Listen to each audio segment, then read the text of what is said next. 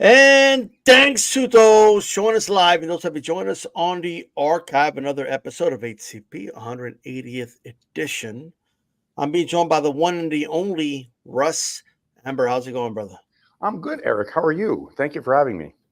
Hey, glad to have you back on, and it's definitely our pleasure for sure to have you here. Shout out to the chat, by the way. Make sure you guys hit the like button. You know that there was this big upset that happened in Florida, in Orlando to be specific, on Saturday night. Bakhram Murtazaliev defeated Tim Tszyu by one-sided destruction. I got to be honest, I did not see that coming. I don't think most of the world did. That was very shocking to me watching. To most, it was. Um, was it shocking to you, Russ? You were in the corner. Like you work with Murtazaliev. Was it shocking to you? Look, I mean, I'd be lying if I said I wasn't shocked. I mean, I of course fancied our guy. I know what Bakhram can do, and I thought, they better not sleep on this kid because he can fight. I was with him when he knocked out Jack Kolke for the title, and on hostile territory as well. In Germany against the German, so I knew what he could do. But if you asked me, to bet $1 that, we were going to blast him out the way we did, blast Tszyu out the way we did, and drop him, 4 times in 3 rounds. I as a boxing man, I couldn't have said that I saw that coming, especially after what we've seen from Tim Tszyu, his only losses to Fundora. We know he had that bad cut on his head. He's a warrior. And I think the warrior, the warrior name stuck well with him, even through this fight, because how he got up from some of those shots that he got hit with, proved exactly what kind of a chin he has. And because, Bakhram really put some shots on him. And but no, yeah, I was shocked as well at how the fight went. I'm not shocked that my guy won because, I believe in Bakhram a lot, and I know exactly how talented he is and what he can do when he's on his game. And I never liked the fact that he was such a huge underdog against somebody like Tim Tszyu. And I sometimes I wonder how people establish odds just on if they've heard of you or not. And that doesn't mean you can't fight. And do a little bit of homework and digging, and you'll find out that that he's a credible and very gifted fighter. I had seen it was 4-1 odds. The line never moved, and the knockout was 11-1 odds. So if anybody saw that coming, they could have bought a lot of money. Um, uh, that is crazy to me. Of course, even though you didn't expect to blast him out, were you expecting a stoppage at some point, or did you expect a decision? I always thought that he had the puncher's chance. I thought if we were going to get him, we would get him late, the same way we did with Kolke. I thought we'd have a similar pattern to that fight. People forget that although it wasn't officially recorded, Bakhram dropped Kolke in the opening 2 minutes of the first round with a left hook to the temple and went down. And the referee jumped in and said, no knockdown. And I said, oh boy, here we go. This is going to be, we got the referee against us as well. But in fairness, right after that, the referee never became an issue in the contest at all, and he actually did a very fair job, and he did a very fair stoppage. I thought they let this fight go on a little longer than it should have, and I started screaming from the corner to stop the fight because it was looking a little bit dangerous, and Tszyu was just just hanging on, like he was just ducking, putting his hands up, ducking down, just making Bakhram miss to finish him. But eventually, you can't be in a firing range, and you're going to make every bullet miss you. It's not happening. So Yeah, I'm not sure if you're aware. It was actually his brother that threw in the towel. I found that out afterwards. Well, both of them, because you see, what I didn't get was the brother threw the towel, then another towel came in, and the trainer was going up the steps. So I don't know. I didn't know who it was, but I assume that they both knew that they're going to stop it. You know what I mean? Like the trainer ran up, the towel came in. I thought, though, the referee was very, very liberal in his choosing. But I'm not going to get on him because, like I've often said to you, and I think we might have spoken about this before, Eric, I never blame a referee because the corner always has the power to stop the fight. You give the guy every advantage. The only thing is, and I was talking about this yesterday with John Scully, actually, and I don't know if you want to go back this far, and I'm going to date myself. I still, to this day, 50 years later, don't believe that Leonard should have stopped Benitez with 6 seconds left in the fight. Like he was never really ever hurt, and they stopped that with 6 seconds left. And, Benitez, one of the greatest defensive fighters of all time. And then we had this case here where, he was getting bounced off the canvas. He could barely stand. Even when he was following the ref's instructions of go here, go there, he's stumbling to one side, and he just had a look of concussion on his face, like he was right out there. I mean, this was just pure survival and instinct. I don't think he knew. And after the fight, I think it was proven. He says he doesn't remember anything about what happened. He doesn't know what happened. So I think maybe the ref might have let that one go a little bit, but at least the corner got in time and stopped it. I probably would have, if you were going to go push the limit, push the envelope, once he got dropped with that last left hook just before they stopped the fight, and he got up, and you could see the way his knee locked and whatnot. I think that would have been enough, but they let him take a couple of more shots. And I hope it wasn't anything that's going to leave him with damage. But Bakhram can punch, and that's the danger. There was a lot of before the fight, right? Besides you guys, the team, because you even mentioned even the odds makers, just people in the boxing industry didn't know a lot about Bakhram, right? Yeah. All we saw were like highlights of the fight in Germany. We had some fights here and there. Now I have to be honest, from what I saw, he looked better in this fight than he did in those fights.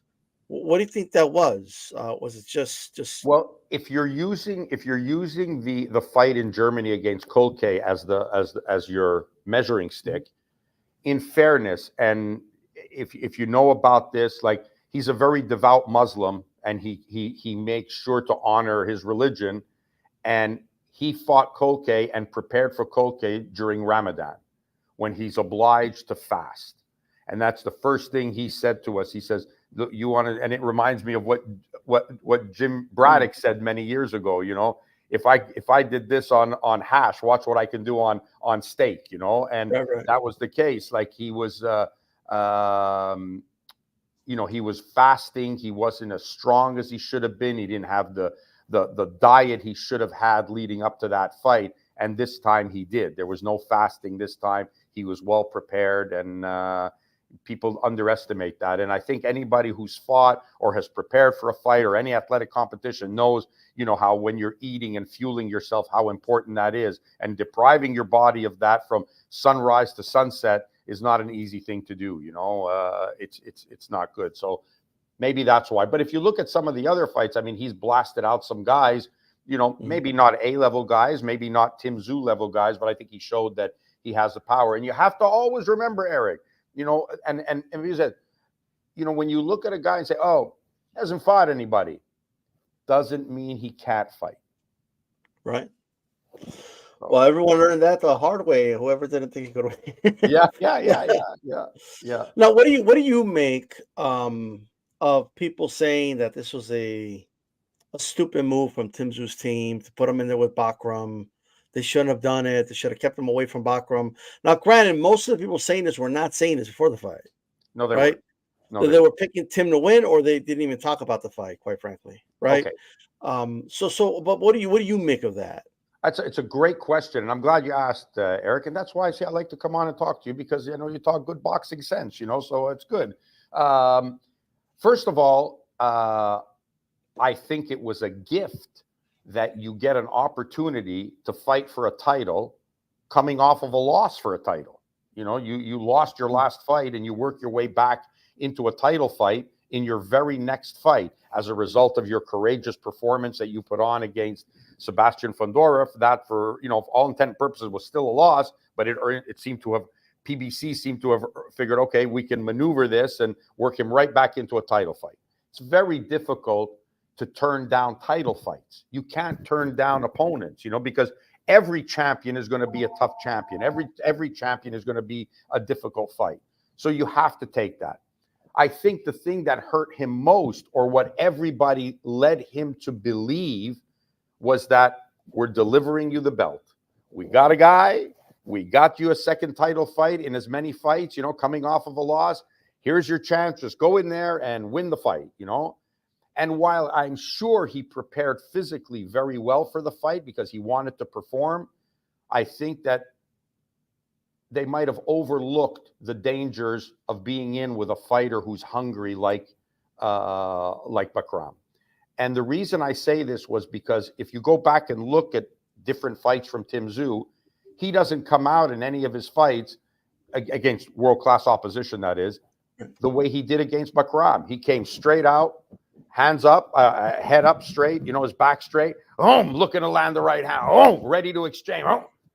And I thought to myself, what happened to those old days of a commentator saying, all right, here we go, first round action, ladies and gentlemen, fighters are feeling themselves out, not too much happening here, seeing what the others got. These guys thought they were Hearns and Hagler right off the bat, and I wanted to exchange. And, right. That's dangerous. That's always going to be a dangerous move, to do that, especially against the unknown. And Bakhram, like you said, was unknown. So to take that kind of risk, and you only needed to get clipped once, and he did. And I think that could have been the difference in the fight that you never really recover from, because your confidence goes from here to here, and the opponent's confidence goes from here to here. With that one knockdown in the first round, it changes the outlook of the fight completely. So I think that was a very dangerous thing to do, the way he took it. I think mentally he wasn't as fearful as he should have been in the fight, and I think I think there was no coming back from that mental mindset after he got nailed, I think. Yeah, I'm glad you mentioned that, because you're right. Like Tim Tszyu doesn't typically fight that way. I thought, maybe I'm wrong about this, maybe his thinking was, let me blitz him early, catch him off guard, and maybe I'll be the one to knock him out early. Maybe that's what he was thinking. And it just didn't work. I don't know. Maybe that was just a game plan they had.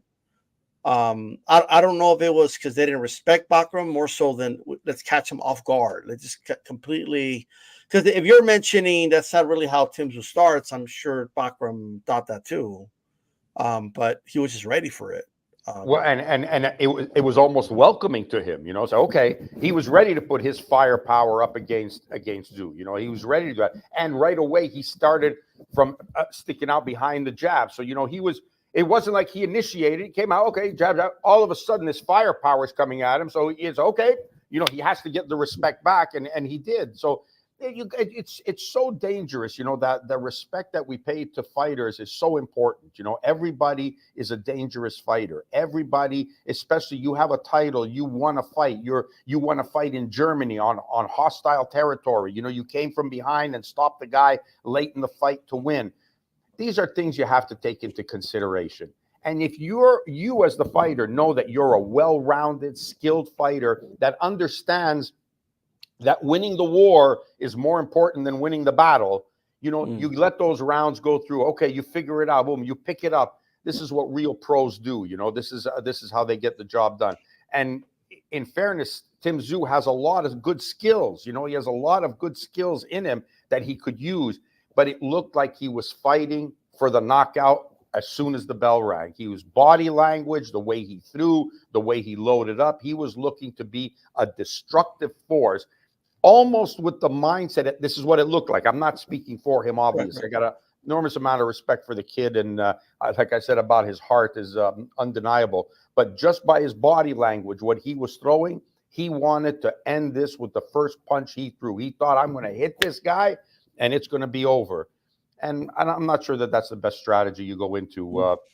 If you're Joe Louis or Mike Tyson, maybe, but, short of that, even better Biev, the argue up until last week, the only guy who had 100% KO knockout rate, even him doesn't go out swinging. He comes out, hands up, he waits, moves, then if he lands a shot, okay, he goes. But you don't know when that's coming, so. Yeah, I mean, if you play Russian roulette early, you may be the one to catch the bullet. It's just what it is. Yeah. But yeah, like I guess in hindsight, from Tim Tszyu side, it's like yeah, I bet he would have wished he would have known how hard Bakhram hits before he had that. But But he that's took the the risk. reason. But that's the reason why you don't fight that style when you Mm, don't know. If you know, you're not going to do it. If you know he can't punch, you may do it. But when you don't know, that's yeah, the time to do it. That's the time to say, okay, let's see what this guy. Let me catch a few on the arms. Let me see what when I hit him. When we're inside. The strength. Let me feel this a little bit. What we're up against and see what kind of, because he's a versatile fighter. He could have yeah. done that.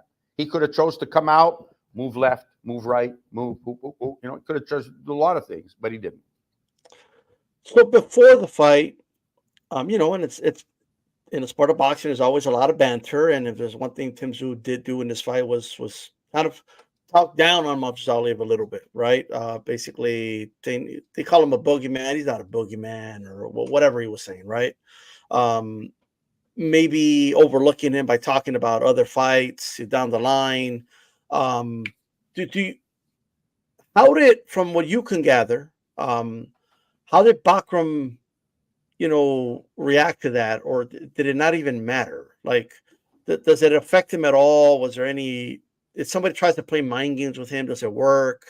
Like, what? He was a It haven't man on. affected him at all. No, he was a man on a mission. I think. And listen, I'm proud to say that I've been involved with a few underdogs in my career. And winning when nobody expects you to win is the greatest win of all time. The same way that losing when everybody expects you to lose to win is the worst feeling of all.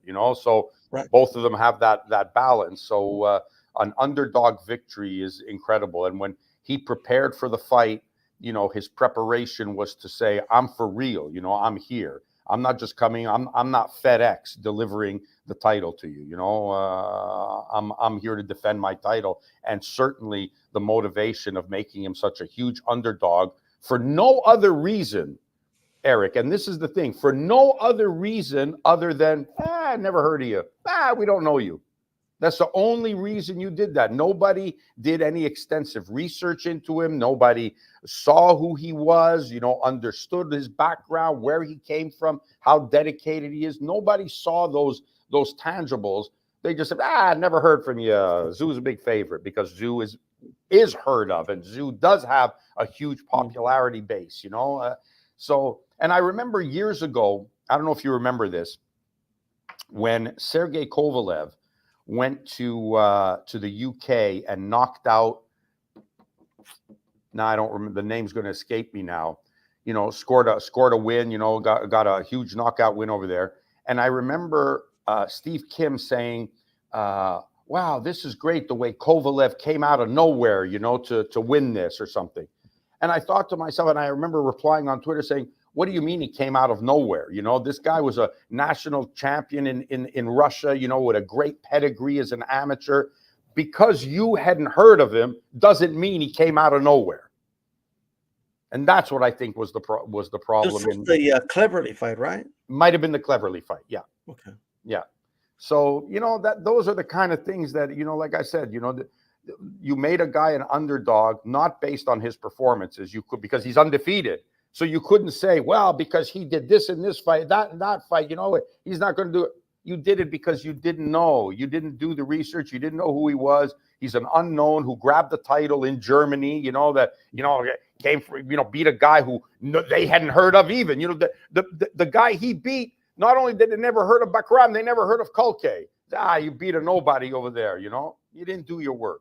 You didn't do your homework. You didn't do your due diligence in making this guy the underdog, because to me, this was as close as even money as you could make this fight in terms of talent. Okay. So obviously, look, Bakhram got the big win. What do you make of there's certain people in the boxing industry, I don't want to mention names, but there's people in the boxing industry that were basically saying that like this was like bad matchmaking this shouldn't have happened. What they should have done is X, Y. They should have done some other things. Well, I'll mention one name. Sergio Mora really came out strong, saying like they shouldn't have done this fight, right? This fight shouldn't have been done. And I'll just give you my perspective. I'm a boxing fan, and I'm a fan of Tim Tszyu, but I want to see Tim Tszyu in there with the best. I don't want to see him just beat up dudes, like just that are a bunch of nobodies. I want to see him fight champions. I want to see him fight top fighters. And if he wins, he wins. If he loses, he loses. That's the sport. But from as a boxing fan, I feel like what's hurting the sport is top fighters not fighting each other as often, more than anything. And I think fights like this are actually good for boxing. I think it's good to have a guy like Murtazaliev get an opportunity to have a light shine on him and show the world that, hey, look, I'm here. Nobody thought I could win, but not only did I win, I dominated this fight. Hello, my name is Bakhram Murtazaliev. Nice to get we now know who he is, right? Whereas what are these people in the boxing industry advocating for? Are they advocating for fighters to get ducked, or fighters who never get an opportunity to shine? If they're unknown, how do you become the only way you become a somebody is if you fight a somebody, right? So that's how I feel about it. I don't think this fight was bad for boxing. It's just from my perspective.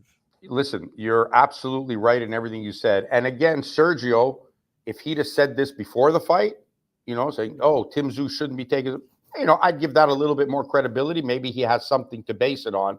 But to come up with these great, this great visionary opinion after the fact, you're closing the barn door after the horses have left.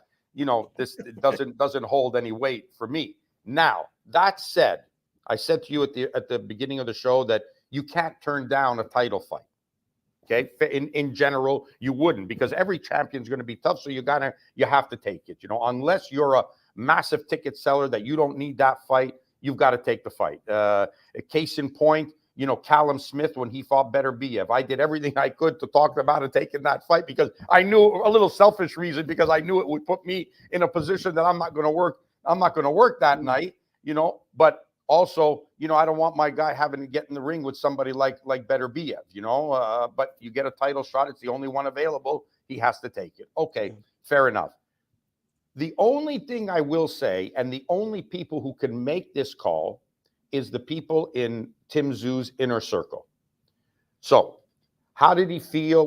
How was he looking after the Fundora fight? Was he shaky in the gym? Do you need to get the confidence back up? Or was he firing? Everything is good. Because if you're not sure, and he took some damage, and you don't know what's left of him, you're not sure how much he left in the ring against Fundora.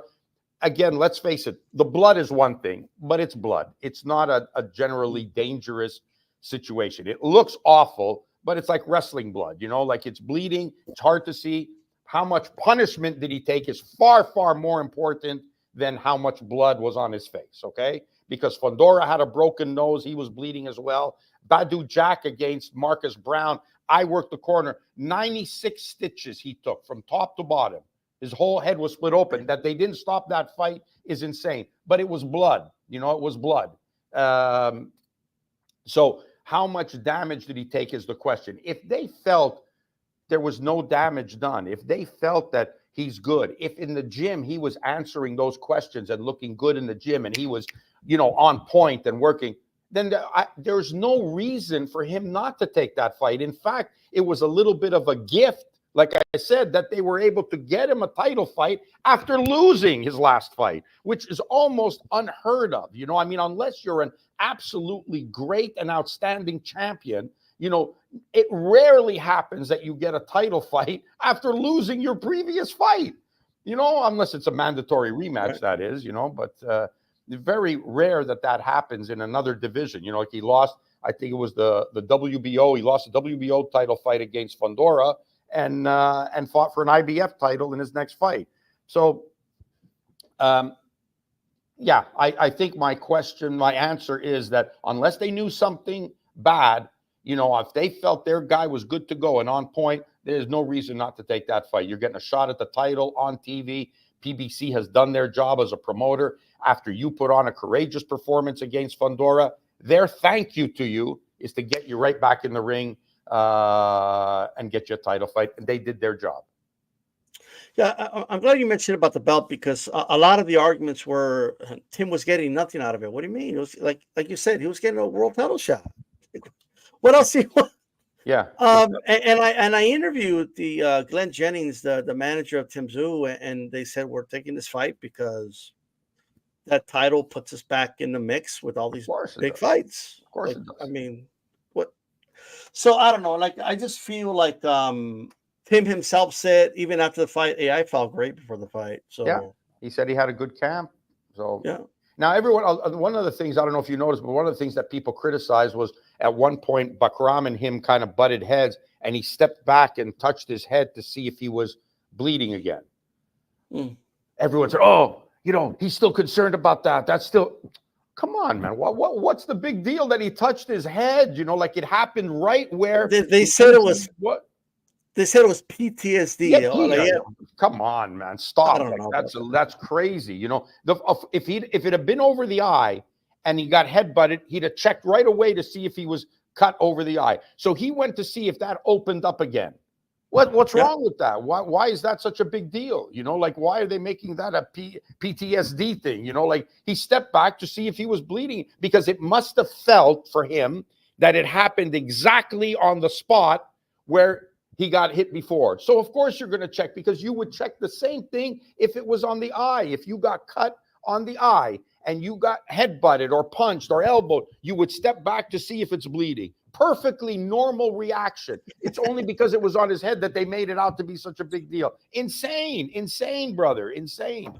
Yeah, they were saying, oh man, he must be shot. He has to recover from the. I'm just like, I don't know, man. He started firing his right hand right after that without a problem. Yeah, I mean, it had nothing to do with it. All he did was check to see if he was bleeding. Like people made a big deal out of this. Like they're trying to say, there it is. That's the proof that he's done. He's PTSD shot. Would you stop, man? The guy just checked to see if he was bleeding. What's the problem? So I watched the fight, and I believe in Malcolm's razor, which is the simplest explanation is usually the truth. And to me, I feel like. Now, we talked about Tim coming out very aggressive, right? Whether that was because he just didn't really think that Bakhram was going to be that much of a danger, or whether that was part of their game plan, I don't know. But he got caught with the vicious, perfectly timed left hook in that second round. He was dropped, and I believe that's in that moment the fight was over. Like, yes, he got up. Yes, he was courageous or whatever, but I believe he was concussed in that knockdown. I don't think he probably doesn't even. I think he was on autopilot after that. 100%. And and I think Bakhram did his job and did not let him recover and make sure he showed he was a great finisher in that fight. That's how I saw the fight. Is that pretty accurate? Yeah, I think that's very accurate, and I think you're right about him coming out too strong. And I think that was a fatal flaw. And I say that. If I hadn't seen everything that went on or read anything that went on or was just a regular casual fan who turned up for a fight and said, wow, this guy did great, hit him with a left hook. But leading up to the fight, there are definitely things which indicated that, Tim said at the weigh-in when they had the face-off, he says, I thought he was a lot bigger and stronger than he was. He didn't look like much, So I just felt that there was some things that were said by his camp, by himself, indicating that, they weren't stressing at all about this. I thought he was bigger. Okay. And then seeing him come out the way he did leads me to leave. Okay, I'm coming. Here I am, up straight, not really worried about, okay, this power might be coming at me. Let me see what this feels like. Nah, my power here. Right hand. They both extended. Then he hit him with one right hand, which Bakhram kind of rolled with, but definitely got clipped off of a jab. He got hit with a counter shot. Boom, right hand. And it wasn't like right hand, left hook, back to the jab. No, but Bakhram, when he threw punches, never threw the one at a time. Everything was put together in combination. Tim was loading up on shots, he wanted to get that out of there early. And unfortunately, it was, when after he got clipped, like you said, for all intent and purposes, especially looking at it now, which hindsight is 2020, looked like the fight was over, but and kept getting up. That's one thing they mentioned on the broadcast, which, he kept jumping to his feet, after on each knockdown. I mean, he couldn't get up fast enough, which, as a fight guy and as a trainer, that's the one thing you tell the fighter. No, once you hit that canvas, the guy in the worst seat in the arena has seen you hit the canvas. There's in a stadium, the furthest they've seen you go down, the worst thing you can do is jump up because you've already lost the round. So don't even bother jumping up. Understand the concept that you got 12 rounds to come back with. You take the knee, look in your corner, regroup. Plan B is in action right now.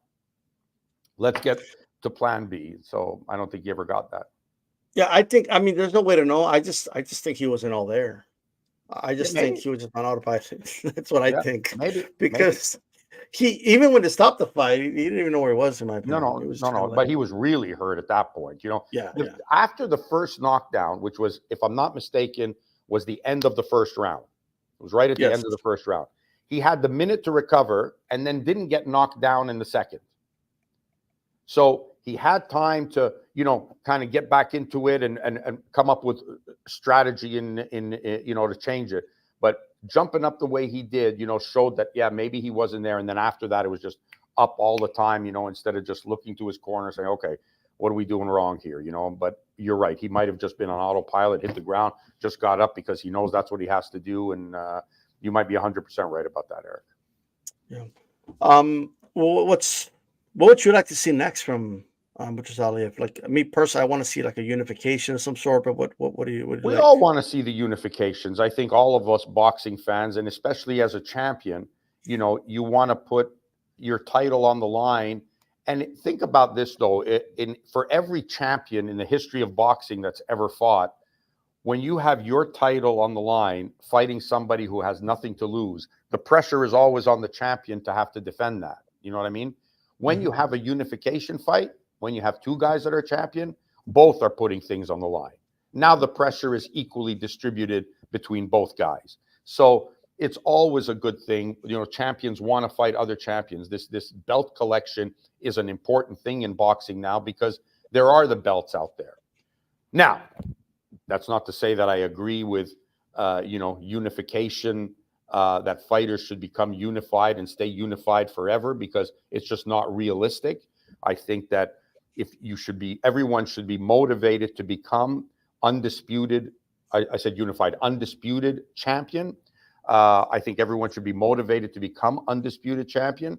But once you have 6 months to be undisputed, and after that, you've got to give up. You got to give up some belts, because we cannot be in a situation where fighters hold the division hostage, as we're seeing at 168, where the division is held hostage by a guy, who's going to choose who and when he wants to fight, and none of the sanctioning bodies are going to do anything about that. And I think that's bad for the sport. I think it's bad for the contenders who work their way all the way up there to fight and then don't get the opportunity to fight because the champion can pick whoever he wants to, whenever he wants to, and nobody's stripping him. IBF's the only one who took the title away. William Skull won the IBF title, and no one cares. No one even recognizes it. It doesn't matter, and they've lost a lot of money by not getting the Canelo sanction fee, then getting the William Skull sanction fee. So, yeah, we want to see the best fights, and he wants to fight champions,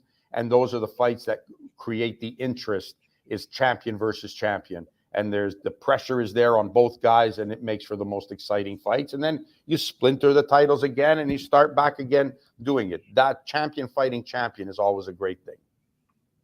Absolutely. I'm gonna, after what he did to Tim, I think there's going to be some guys are going to want a lot to fight Bakhram, I think.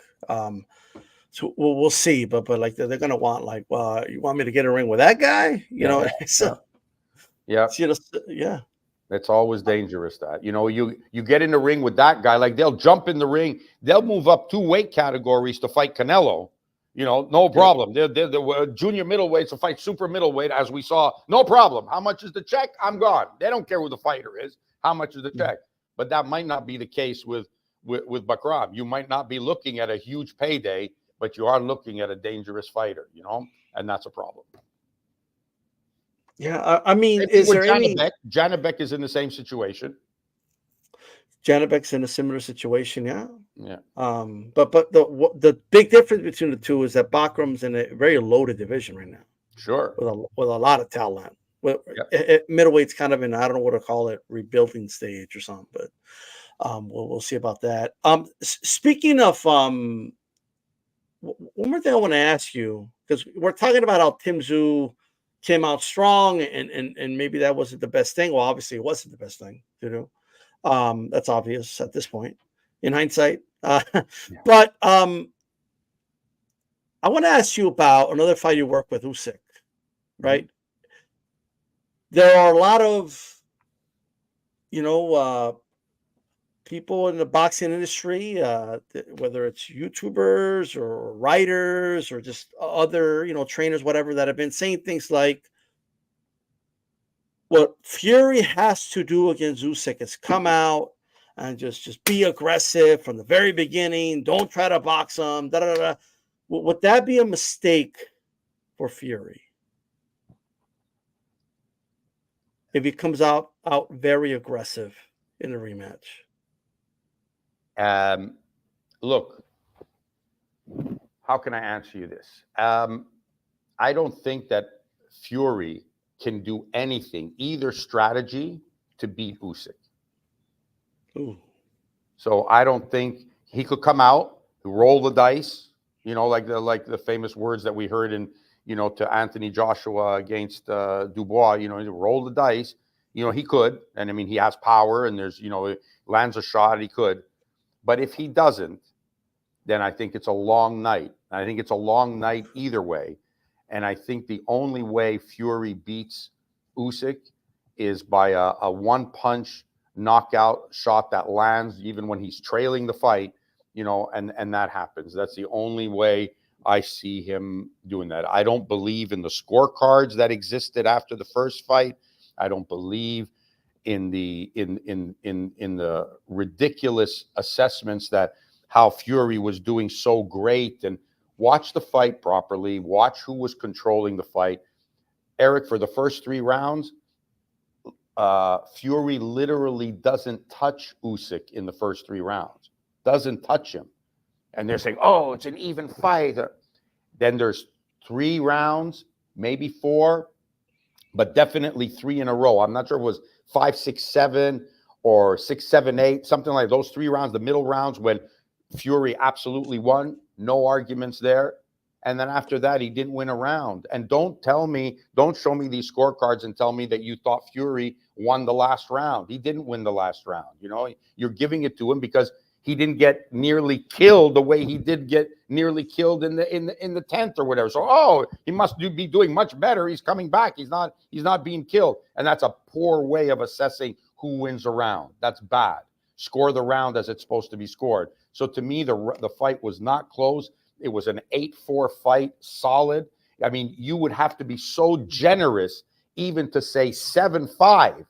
You'd have to be so generous to say 7-5, but it's absolutely insane that you come up, especially after the 2-point round for the knockdown, that you come up with a Fury win. You're just corrupt at that point. You just don't want to give you just don't know what you're looking at in seeing what Alexander Usyk is doing in that boxing ring and how he's negating everything that Fury's trying to do. And you're falling for the showboating, putting the hands on the ropes, sticking your chin, thinking that that's a masterclass performance. No, you're just monkeying around. You're not fighting. You're not punching. You're not landing. You're trying to fool the judges into thinking you're in control, but you're not. But you have to have an eye to see that. You have to understand the game of what's going on in the ring. And I beg you, go back and watch it and then come back and have me on and tell me if I'm wrong. You referenced James Braddock earlier, right? So it made me think of the movie and it made me think of before Bayer, in the movie anyway, is going to fight Cinderella Man, right? James Braddock, and the announcer says, "Who's going to come out, the killer or the clown?" Right? And I think the narrative for a lot of people is that the clown showed up.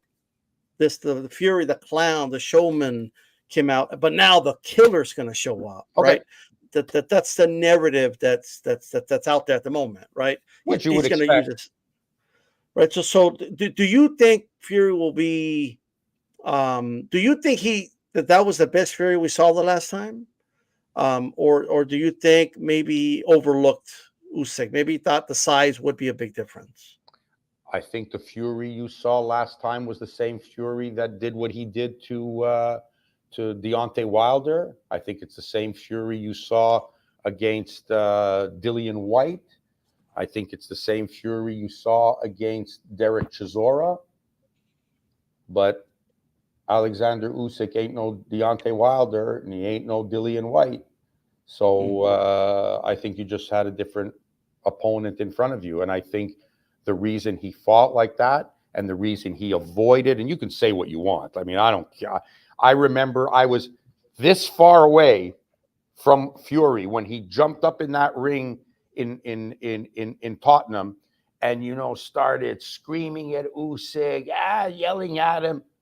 Over 2 years passed before they met. 2 years when you jumped up in the ring talking the talk that you're going to do this and do that to him. And it took 2 years to make that fight.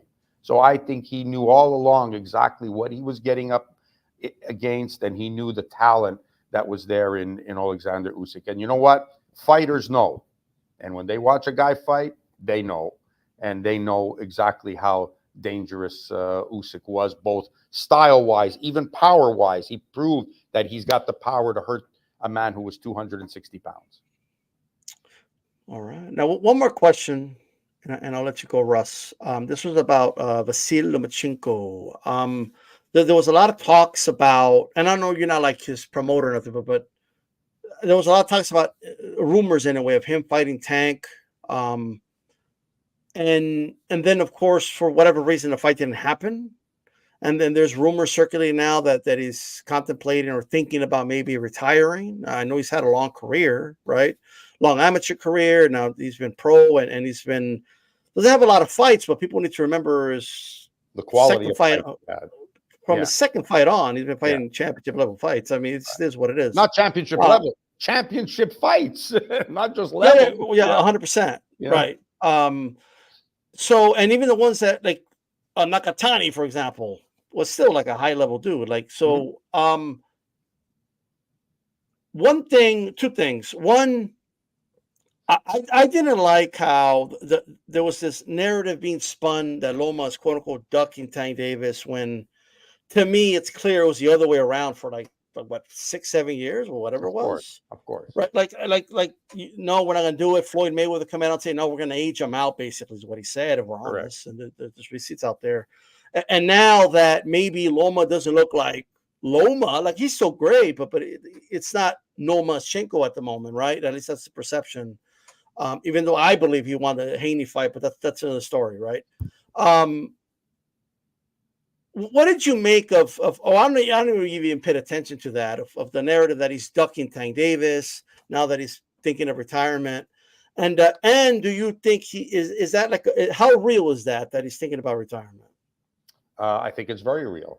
I think he's hurt by the sport. I think he has to be, and unless you can tell me somebody different, he has to be the greatest talent boxing has seen, who has received the most hate from fans, certain people in the media, critics, for the skills that he has, and unprotected in the sense that, you know, he fought the Salido fight. Salido did speedball on his nuts for 12 rounds, and nobody said a word about it. You know, he got hit low in that fight more times than any fighter might have ever been hit low ever in boxing. And they didn't honor the weight either, by the way. He came in over. And I was just going to say that, and didn't honor the weight either. Then so that was a perfect example of what I'm talking about, the protection, for a fighter who you would expect that kind of protection from a referee. Then you have the Teofimo Lopez fight, where you take your 3 titles in to a ring, and you have no rematch clause in the contract. And your promoter, who has both fighters, doesn't see fit to have a promotion, a rematch clause. So he ends up losing a fight in which, Lopez fought a fantastic fight, performance of his life, shows what a talent he is. And now there's no rematch for Loma. And then you put it all on the line again and go against Devin Haney. You win a fight that, everybody sees. I mean, it's one of the worst decisions of recent memory, and a master performance from Loma. And you turn around and rob him of that win. So I don't know that we've done this to anybody with that kind of talent and charisma and charm that Lomachenko has, and the class in which he conducts himself. Please tell me if you know somebody that boxing has done that to, or done worse than they've done to Lomachenko. So all that to say, yes, I think his thinking about retirement is very serious. You're serious? Okay. Man. Well, if it is the end, then at least he went out with a really good win over Cambosos. Yeah. If it is, but we'll see. Plus, with everything happening in Ukraine, I don't know that has something to do with it too. But that certainly doesn't help. And you know what? That also played part. The luck certainly wasn't on his side, because as you saw what he did with Cambosos, which Haney didn't even come close to doing in 24 rounds with Cambosos. The proof is there. I think that had he gone over to Australia when Haney went over, instead of staying in Ukraine because of the war, he'd have easily become undisputed champion. And it's sad that he deserved that. Everything he put in, the fighters he fought from his second fight on. Can you imagine the fanfare that would have been behind a fighter from the U.S. if somebody like Tank Davis had won a world title, or fought for a world title in his second fight, won a world title in his third or fourth fight, whatever it was, and fought every championship fight? Can you imagine if he did that, the fanfare he would be receiving and the adulation he would be getting? And you don't do it for Lomachenko, it's not right. Yeah, we talk on the channel all the time about, like, there's an American bias, obviously, in this country with fighters, and I feel like, from the perspective of fans here, a fighter that's not American has to leap for what an American fighter just has to take one step for, right? Like that's just the way it is. But at the moment, anyway, Russ, we appreciate you coming on. We'll let you go, and hope to have you back on. Thanks, brother. I really appreciate it. My apologies for the delay, but I'm glad we did this, and I always like talking to you, Eric. You're a good guy. All right, Russ, you have a good one. Stay well, brother. All right, guys, the one and the only Russ Anber. We'll have Calix on here in a little bit. I'm going to play the music, and we'll be back. All right? Bada boom, bada boom. 11, 10, 9, 8, 7, 6, 5, 4, 3, 2. What a fight! I think the round won it. Juan, the Hispanic causing panic, Lascano.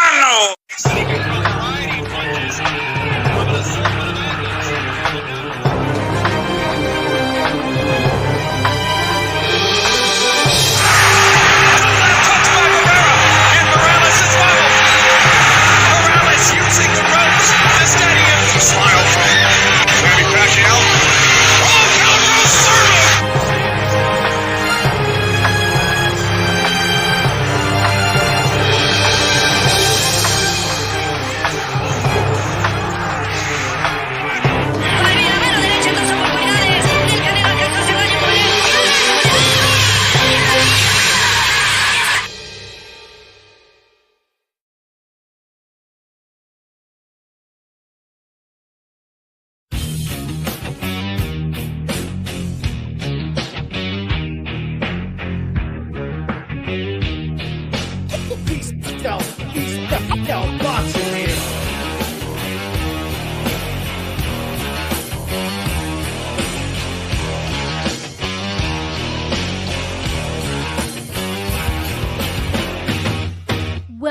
to Hispanics Causing Panic with your hosts, Calix and D-Style Boxing.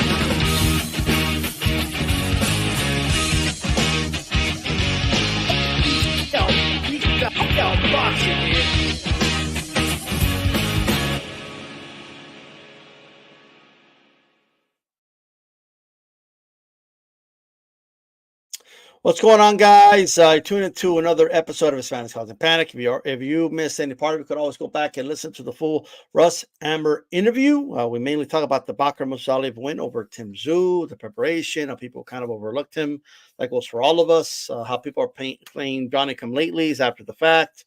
We talked about the fight itself and what's next for him. And, of course, just a couple of questions about Usyk and Lomachenko, two fighters he works with. Russ Anber works with a lot of fighters. And, of course, being joined as well by the one and the only Cali X, aka I'm cussing everybody out. Boxing. Is this thing on? Is this thing on? 100%. We're cussing out today, Calix. What's going on? Nobody. I am shocked. I'm usually the one cussing up a storm and shit. Like, you know what I mean? I don't know. I am shocked that you had that. I was watching the head person of Tim Tszyu's PR team interviewing the trainer of the guy who knocked out Tim Tszyu, right? It's shocking stuff, right? Look, I'm obviously I'm a fan of Tim Tszyu. I don't hide it. You know what I mean? But at the same time, I mean, like it's boxing, bro. Like fighters win, fighters lose.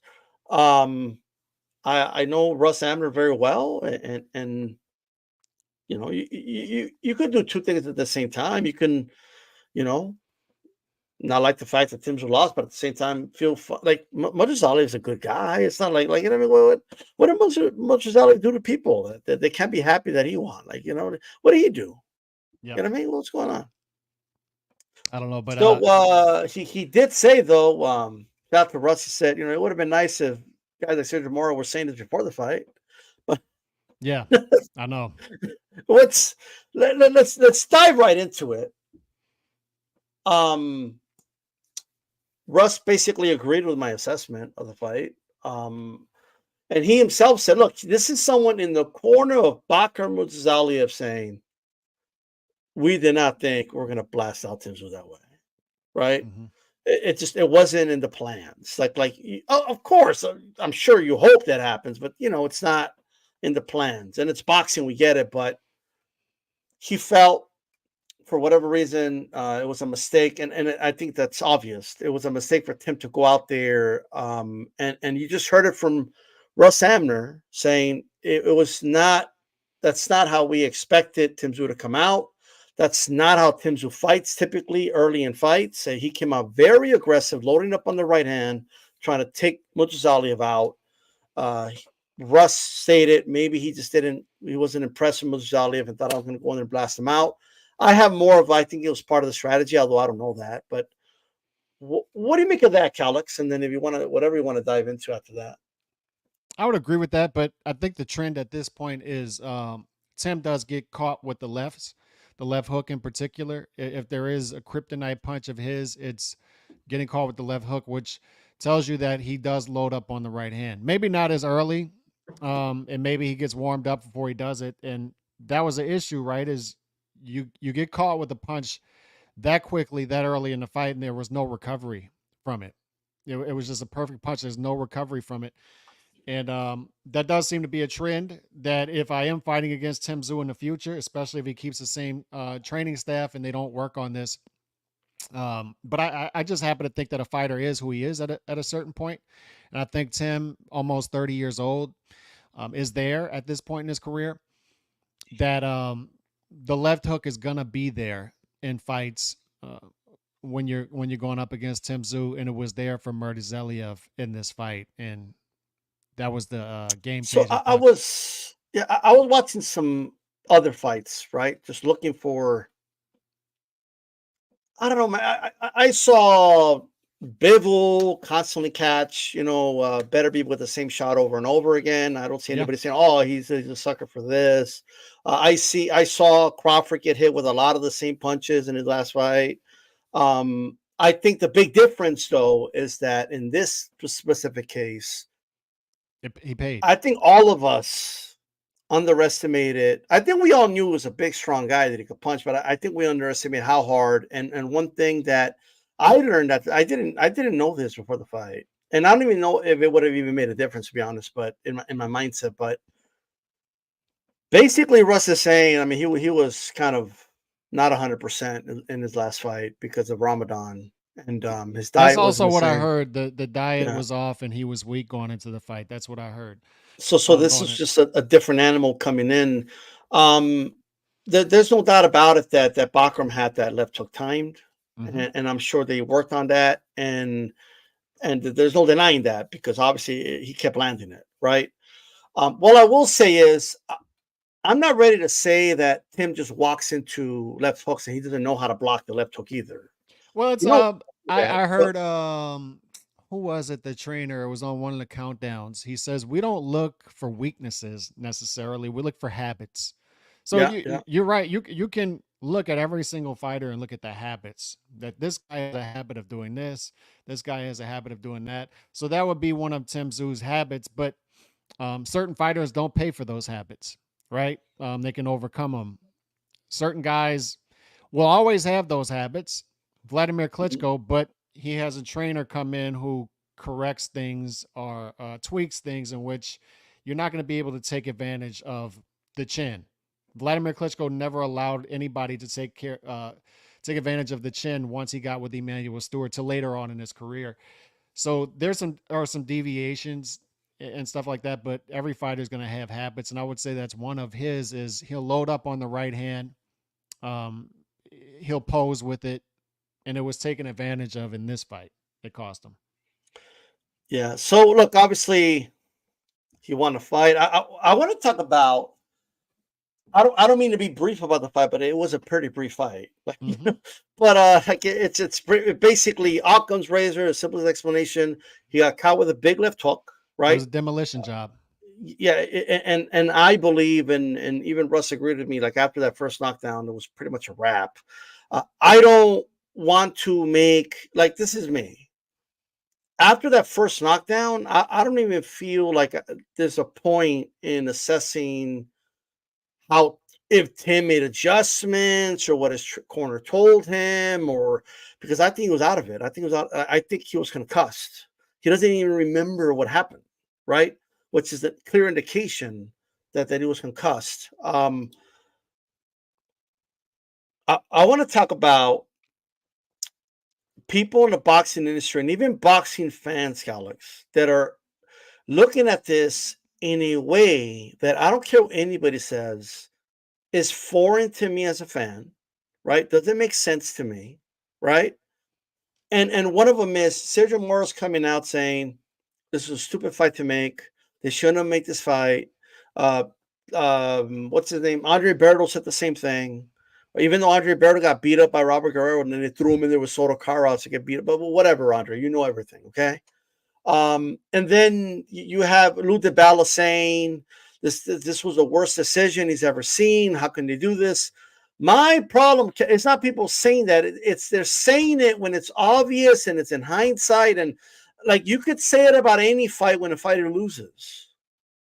Anybody could come out after the fact and be the biggest expert in the world and say, yeah, I wouldn't have done that. They should have done it. I don't understand. And then what's even worse is the boxing fans that are agreeing with this, right? Don't you guys want to see the best possible fights? You're not in Tim's team. Let Tim and his team deal with the repercussions of the loss. What you need to do is be a fan. Why are you looking at this from they should have ducked Bakhram Murtazaliev. They shouldn't have made that fight. Like, why are you advocating for fighters to take easier fights for? Why are you getting in the way, right, of us getting the best possible matchups? What the fuck is it to you is what I want to understand. Well, if I was a matchmaker, but you're not a matchmaker. How about you become a matchmaker and just do that for a living since you know everything? Just become a matchmaker then. Well, if I was a manager, then become a manager. Become a man and manage away. Like go show us how you're the best possible manager. Then go do it, but you're not. Am I missing something here? Nope. Not at all. Did you see Bob Arum's tweet or Bob Arum's quote? And his quote was something to the effect of, when it came to Jared Anderson, don't put this on our matchmakers. We would have never put Jared Anderson in a fight like that where he was knocked out by Bacoli. He's like, we would have never done what the Saudis You're exposing did. yourself, Bob. That's exactly what I'm saying. Is that's not something that you do publicly. First of all, Jared Anderson saw it and quote tweeted it and wasn't happy with it. So you're burning a bridge there. The second thing is, you don't just think of how comfortable they are now to be able to say the quiet part out loud. They're saying the quiet part out loud now that we're artificially just building these fighters up. That Jared Anderson, we would have never put him in a fight like this. We would have put him in there with a guy that we can call it a tough fight. We can call it a tough win, but it's not really dangerous. Our matchmakers would have taken that away. Our matchmakers would have taken the danger out of the equation. Our matchmakers would have made sure that he gets past that, right? And Jared Anderson was a favorite in the fight against Bacoli, and he loses. He gets upset. And that happens when you have close to even odds fights, and that's what we should want. But I don't understand when we see a quote like that, when we see Bob Arum say something like that, and it's like nobody's even blinking an eye. Nobody's even batting an eye at him saying that. Bro, he's give you other ideas, Calix. He's saying the quiet part out loud. He's telling you what they're doing. You know who else is saying the quiet part out loud? And I'm going to apologize to Nando because Nando thinks I'm attacking him when I attack Oscar De La Hoya, right? But just kidding, man. Shout out to Nando. Look, when Oscar De La Hoya came out, right, and he started to clown Eddie Hearn when Canelo lost to Bivol, right? Why would you do that fight? Why would you put him in a tough fight that brings nothing to the table? And why would you do that? I wouldn't have done that. We know you wouldn't have done that, Oscar. We know that. Just like you didn't want to do the Lara fight. Just like you didn't want to do the Trout fight. Right? You didn't want to do the Mayweather fight. Just like you didn't want to do those fights, but Canelo did want to do those fights. All right? Like that's just that. And look, if a matchmaker tells me I don't want to do it, like Roberto Diaz came on the show and said, I don't want to do those fights, but Canelo insisted, right? Okay, I get it, but you notice how he was saying this to Canelo before the fights, right? But then he did it anyway, and then he praised the guy for taking the tough fight, right? Saying, but I have to respect it because it's what he wanted to do, right? Like it is what it is. What are we doing as fans? And Canelo became a star because he didn't listen to that advice. That's why he became a star. If he would have listened to Oscar's advice, then it wouldn't have happened. You think of all the worst fights Canelo's had, like the ones you could really criticize him for, like Amir Khan, and all those were like the types of fights Oscar wanted Canelo to take, bro. That's a smart way to do it. That's what you do. You got to put him in fights where he knocks him out and is guaranteed to win 100%. Why the fuck would you risk your cash cow for? That's stupid. I don't give a fuck what it is from that perspective. As a fan, I want to see these guys fight everybody. That's what I want to fucking see, right? That's what I want. Well, when Oscar comes out and he tries to clown Eddie Hearn because you destroyed the career of Anthony Joshua by putting him in there with Dubois. So that's too risky. Even though AJ lost. That's another fight where we didn't see it coming, but he got destroyed, right? I didn't see that coming. How about you? I didn't see it coming, right? But like that's what we're doing now. Well, we're getting these fights, and by the way, I'm glad you said this on your show, Calix. We're at a point where someone being a 3-1, 4-1 favorite, it's like a stupid move to take. Like, why would you do that? You got to put him in there where he's like a 20-1 favorite. Like, you know what I mean? Like, what are you doing?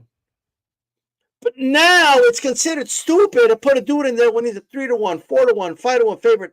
That's too close to call. What are you doing? The risk is too high. Eddie Hearn's a moron for putting like they're saying he's a moron for putting AJ in a fight where AJ was the favorite and everybody I know was picking AJ to win. But that's too risky. Yeah. Boxing You know what? fans in America have become a bunch of pussies, bro. It's what they've become. There you go. They've Now become we're a bunch talking. of pussies. Now we're talking.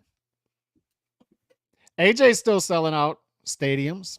He was knocked out by Andy Ruiz, lost twice to Usyk, just knocked out again, and he's going to sell out stadiums again if he keeps fighting. They're built for it. Australia's built for it. The Saudis are built for it. We're no longer built for it. We can no longer sell throwback action fighters here. We can't. If you're one of those teams that thinks you can sell throwback fighters, we're not built for that. If you try to do that, they'll tell you they want it. If you try to do that, as soon as you fall flat on your face, they're going to mock you. They're going to laugh at you. It's not sellable. It's not scalable here. You can't do it in America. So Kevin Cunningham, a trainer, asked this question on Twitter a couple of days ago, and it's pretty easy to answer. But he says, network television is spending billions on major sports program. Why are they no longer interested in boxing? It's pretty easy. All you have to do is look around you. So he's wondering why, it seems like Top Rank's contract with ESPN is ending in August 2025, and it may not be carried along. If it is carried along, then it's going to be at a much, much, much, much, much smaller budget. And he's asking, why is this happening while NFL is signing a deal over $100 billion? ESPN, U.S. Open, $2 billion. Even sports like hockey, right? PGA Tour, NHL, NBA, they're all signing blockbuster TV deals that nobody in America wants to deal with boxing. It's pretty simple. Just look around you. You talked about it over and over. It's Sears. It's Blockbuster. It's that coal mining town that was once bustling decades ago, as people go and spend their money that they make from the coal mines, and then the coal mine goes away and shutters, and then every other business shutters because the coal mines were supporting the other businesses. And what I'm saying is, you're in that town now. It's desolate. And if you're a foreign fighter, fellas, please understand this. If you're a foreign fighter and you don't have to come to America, you don't need to come over here unless they throw a bunch of money at you, unless you have to, unless you really have to. But if you already built up your leverage there, you built up a fan base in Australia, UK is right there if you don't want to fight in Australia. Saudi is right there if you don't want to fight in Australia. They got their season. They can put you in title fights. You don't have to come to America to fight title fights. For the love of God, man. Only 14 of the belts are held by American fighters now. Only 3 or 4 American fighters are on a pound-for-pound list. The BWAA is going to be writing articles to nobody 5 years from now. They're going to be holding their BWAA annual meetings in the Holiday Inn Express. This is becoming meaningless in America, American boxing. It is dying. It is the Titanic. You don't have to come over here if you're Tim Tszyu, Jaya Opataya, Alexander Usyk, Tyson Fury, Anthony Joshua, Bakoli, Naoya Inoue and Junto Nakatani in particular. Stay in Japan, bro. Stay in Japan. If you're a lower weight class fighter like a Bam Rodriguez, you may want to look at going to Japan instead of fighting on Boots Ennis's undercard. This is what I'm saying. If you're a foreign fighter, there's no need to come over here. The days of Gennady Golovkin having to come over here and please these miserable fans are over. Lomachenko, Kovalev. These guys, they don't have to follow that same blueprint. That business model is now dead. It's dead. All right. So if you're an Eastern Euro, Saudi's right there. UK is right there. If you have to come over here to fight a title, fine. Once you get that leverage, you don't have to come over here anymore. You don't have to please these miserable fans anymore. You don't have to do it. And by the way, as Lou DiBella has said in the past, Leonard Ellerby has said in the past, there's only 100 to 150K left of us in America. Anyway, and it's dwindling by the day. So there's nothing, there's nobody to sell to over here. And by the way, they're lying about the pay-per-view models and the live gates over here too anyway. So like my thing, we have, they're not just miserable, Calix, they're unappreciative, right? And they try to, like, a lot of fight fans from America try to frame things like, we're unfair to the American fighter, and we praise these quote unquote foreign fighters, and they go as far as call them Eurobums, hype jobs. They use all this language, right? And then they try to frame it as no, you're being unfair to the American fighter. The American fighter is the one that's doing everything, and these foreign fighters just do a little bit, and they get all this credit in the world. But that's just objectively not true. Case in point, okay, the best example I could give you guys, the most recent example where this was put to the test, okay, where you have two fighters like in their prime, right, was Inoue and Fulton, right?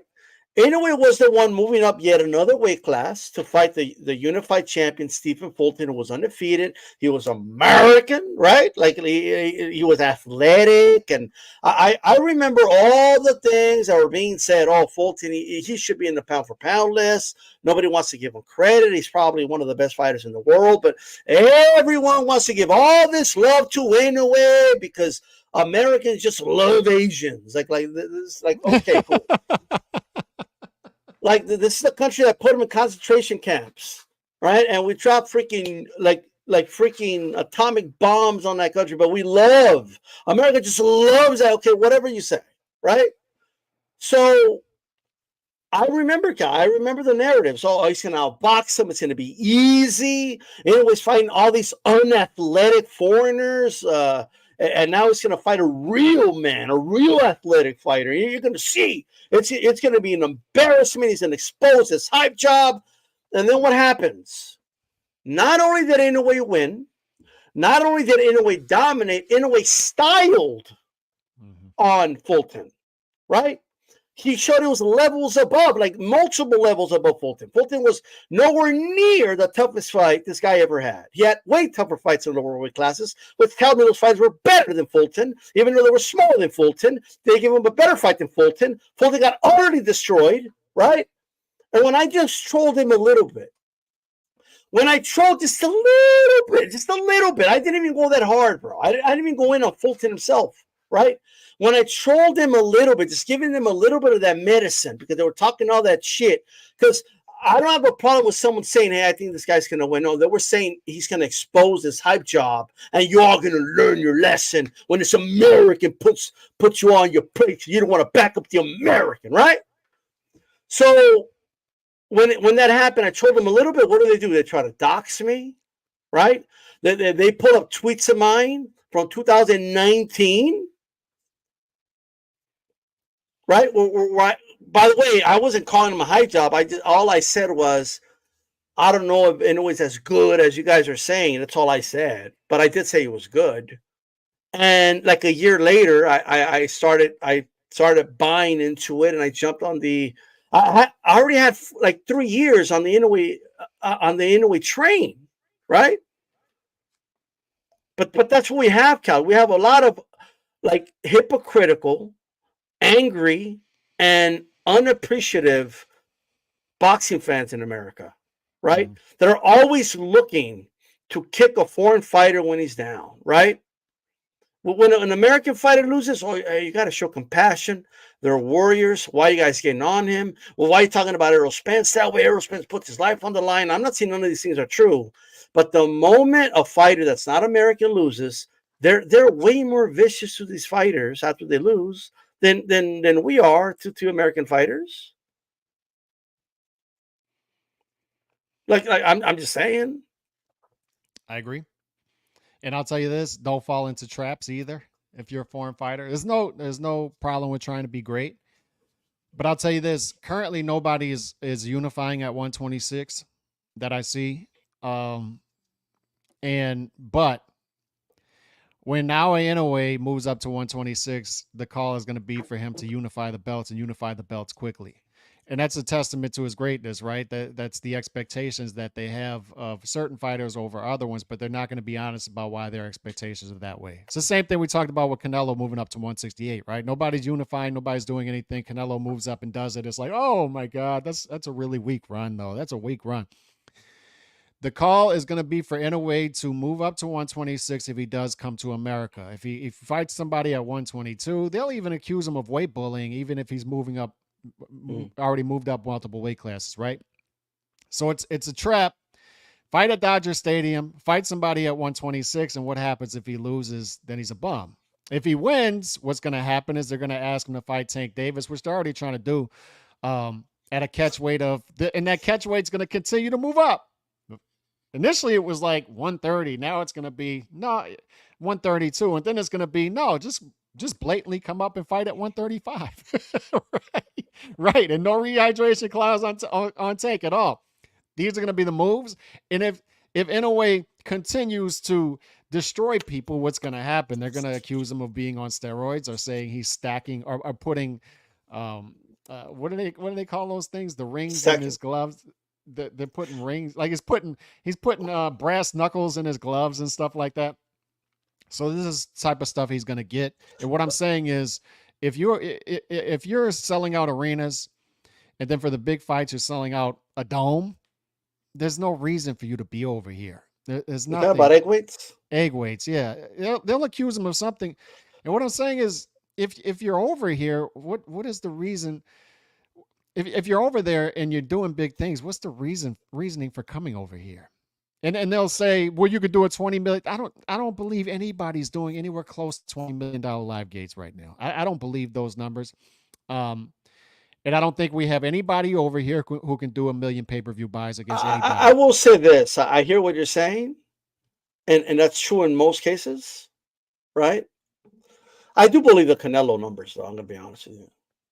I do think Canelo is. If you do, though, it's just him. Because most of the gate of Canelo fights are those front row seats or those high rollers, and like that. That's where most of the gate comes from, right? But that would be just him. And yes.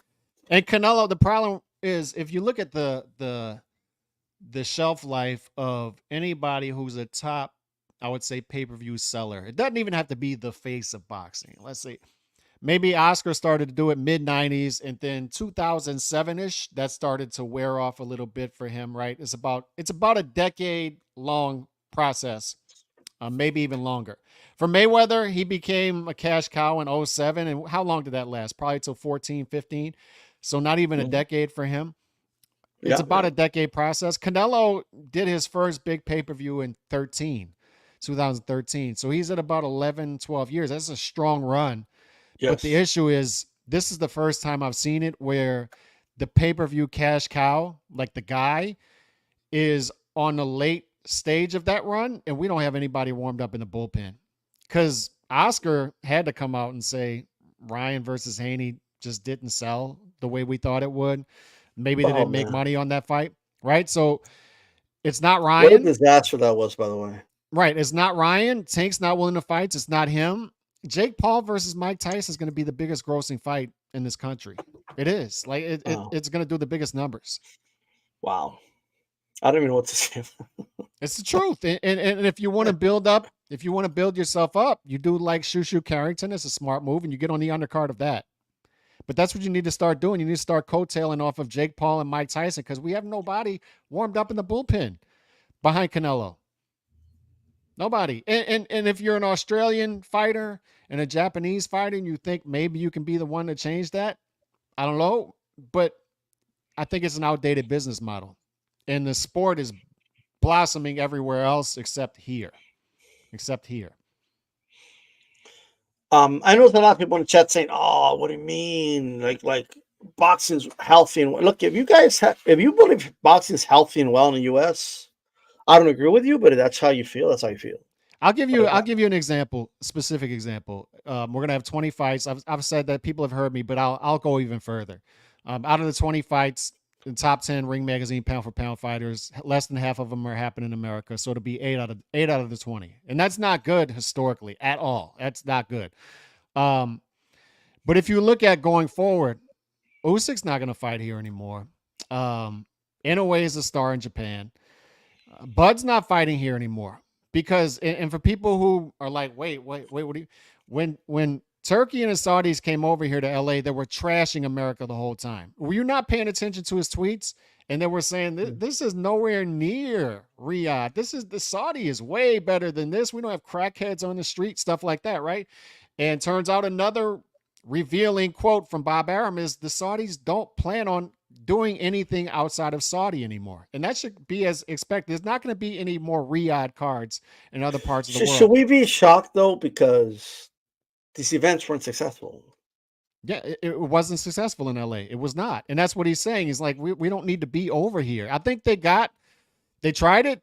They got to look at the landscape and they said, nah, we don't need to do that. Apparently Turkey's, and you talked about how Turkey isn't the guy. And I've talked about that. There are people, Turkey has to answer to people. And the people that Turkey answers to were not happy with him going to LA, apparently, according to Bob Arum. So Bud's not going to be fighting in America.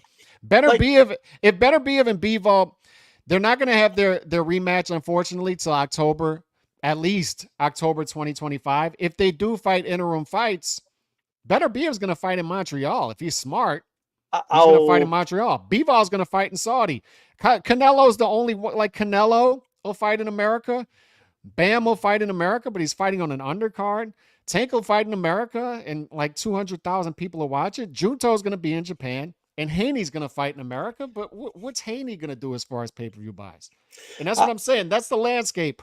Look, I'm not happy, but I do believe Bam at this point should be a headliner. Unfortunately, Bam just doesn't bring in numbers like that. That's what I'm saying. He's the best. He's arguably the best American fighter. He's arguably the best American fighter. I agree. And he can't sell here. And the reality is, but I don't mind him being on the undercard. And is that in Philly? It's in Philly. Because it's going to be a $2 million gate at least, and it's going to be packed. And so I'd rather him there than in front of 2,000 people in Tucson, Arizona or something. I don't know.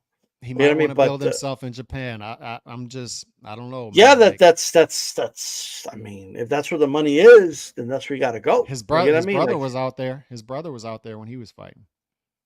Yeah, his brother wasn't getting paid by Oscar. Shout out to Nando. Yep. When Oscar put up like 100,000 for Gallo versus Gallo versus Franco, and then Franco fucking left his ass. He was a Golden Boy fighter. He fought twice with Top Rank for the Maloney fight. Oscar didn't have to pay him anything for 2-3 straight fights, and he can't put up money for the fight. I mean, I'm just saying, right? Nando says, "But don't sell even if you dip him in gold."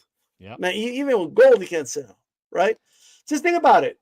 Bud Crawford arguably like killed Riyadh season in the U.S. You're not going to agree with you. You probably won't agree with this.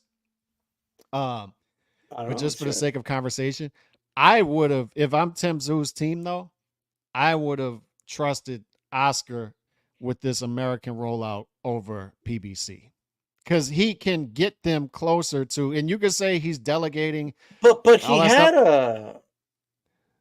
What you mean with Riyadh? No. I'm saying if I don't understand outsourcing the American rollout to the PBC because they can't get them to but the what audience American that rollout? they want. But are you talking about Riyadh season or Amazon? What are you talking about? Amazon. I'm talking about Gotcha. the March card in Vegas. And I understand they did a good job with getting the Virgil fight. And unfortunately, that was a tough blow because I don't know if you agree with this. I actually think he had a better stylistic chance. I know hindsight's 2020 against Virgil than he would have. Yeah, like bro, like this kind of bro. I think Murtazaliev does the same thing to Virgil. I don't think so.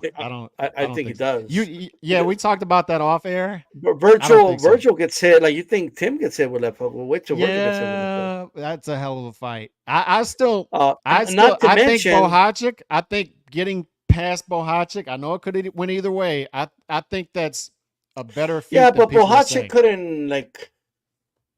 Bohacik's a good fighter. I don't know. You could argue Bohacik's better than Murtazaliev.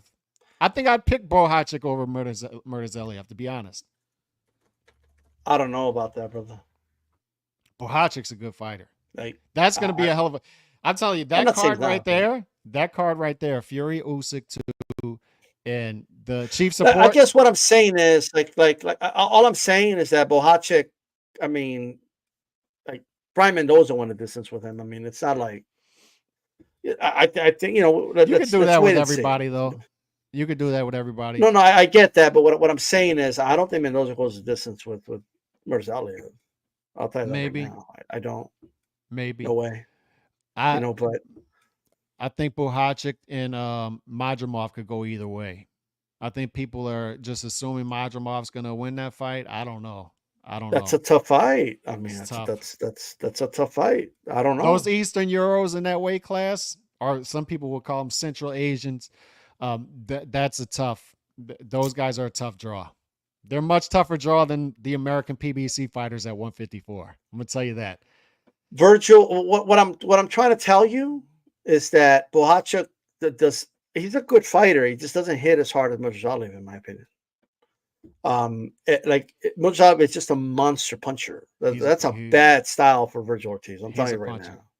I don't know though. So I don't know. I'd pick Virgil. Right. I'd pick Virgil. And I'd pick. Okay. I'd pick Virgil I like to beat him. Right, but... I'd pick Virgil to beat him. Bohachuk rematch. I don't know. They go either way. And I'd pick Madrimov to beat Virgil. I think stylistically. I think Virgil beats Bohachuk in a rematch. I think he'll fight different. Yeah. I think. I mean, he did win, but he would like decisively win. You know what I mean? Yeah. But Bohachuk Madrimov would be a very interesting fight, and I would like to see the winner of that fight Murtazaliev. I think that's a perfect. And Murtazaliev being Muslim and all that, I think he's perfect for Riyadh over there in Saudi Arabia. You know what I mean? Happen. So, they could do that. That's always an option. And I don't think Bud's going to fight any of these guys. That's what I was just about to say. Notice who's not in this conversation is I don't see Bud in this at all. I don't see Bud. By the way, what do you think of Bud coming out and saying, "See, these fans don't know what they're talking about. They all said Tszyu was going to win, but you didn't say who was going to win before the fight, Bud." Mm-hmm. Like, you know what I mean? Like, what are we doing? Like, you know what I mean? Like, the whole thing is crazy. And he was looking past Madrimov. And for the guy saying, "Oh, now that he beat Tszyu, he's a beast," he is a beast. Well, why do we have to have like this, like, oh, just because he beat this guy, now you think he's this? No, I think results matter, right? And yes, and I want to say another thing. Who's the best? Yeah, go ahead. No, go ahead. No, I was going to ask you. Keep that thought, but I wanted to ask you, who do you see as the best? Who do you think is the best 154 pounder right now? Because it's that could go many. My God, this division is so open. In a perfect world, let me get my kind of like whether I think a guy's going to fight somebody or not. Let me just get that out of the way for a second and just rank them by the guys that are there. Mm-hmm. You still got to put Bud number one. I mean, just based off his. If I just look at him as a fighter and just skills and his ability and if theoretically in a perfect world they all fought each other and there was no matchmakers, right, and they all just had to fight each other, right? In a perfect world, bro, like if everybody just fought each other, no matchmakers, nothing, I think Buddy got to put on number one. That's my opinion, but that's not like a definitive. And they're not all going to just go round robin and all fight each other because we don't do that in boxing. Because if you do that in boxing, it's not smart and it's stupid. And you need matchmakers and you got to put them in easy fights and avoid the tough fights and only do the tough fights when the perfect moment comes 3 years later. Yeah, that's the only time we should do it. But whatever. But I will put Bud number one. Madrimov or Murtazaliev. I'll put Virgil number two. Just ranking wise, and I put Murtazaliev 3, but they're interchangeable. Virgil and Murtazaliev. Mm-hmm. You know what? I have to put Murtazaliev because he's been in the division a little longer. He's more proving in his weight class. So Murtazaliev number 2, Bohachuk and I'll put him like, oh man.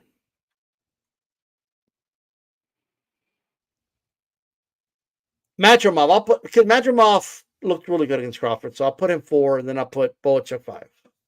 Madrimov and Fundora have been ranked on the top 10 Ring Magazine. I wouldn't rank Fundora for the longest.